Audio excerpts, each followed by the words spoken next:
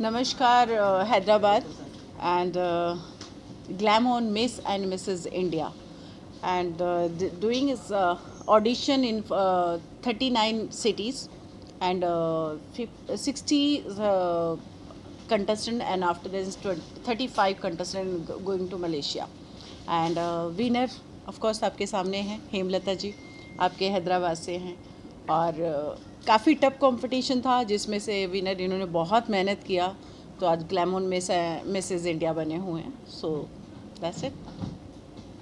इसके बाद हमारा स्टार्ट हो रहा है ग्लैम ऑन मिस वर्ल्ड.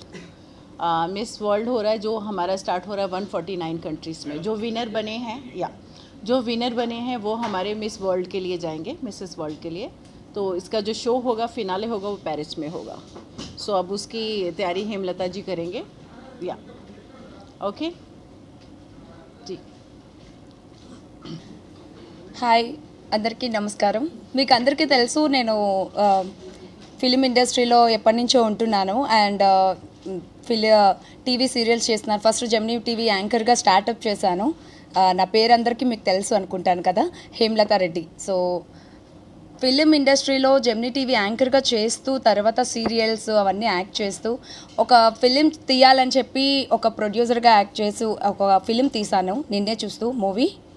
దాని తర్వాత మూవీ అయ్యి గ్యాప్ వచ్చిన తర్వాత కోవిడ్ గ్యాప్లోని నేను ఫ్యాషన్ షోకి ఆడిషన్కి వెళ్ళాను. నార్మల్గా సింపుల్గా వెళ్దామా వద్దా అన్న ఒక దాంట్లో వెళ్ళి ఆడిషన్ వైజాగ్ రిప్రజెంట్ చేస్తూ వెళ్ళి ఇచ్చాను ఆడిషను.